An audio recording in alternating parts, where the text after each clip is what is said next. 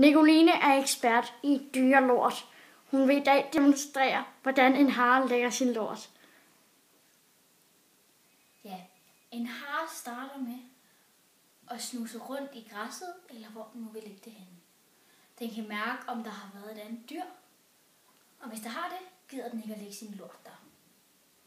Det er kun, hvis den skal tisse. Hvis nu der har været et andet dyr, så går den videre og finder et andet sted. Må vi se dig demonstrere, hvordan den gør? Ja, det må jeg gerne. Den gør sådan her. Sådan en lille hare, den lille kanin her. Så har vi videre. Lægger den sin lort nu?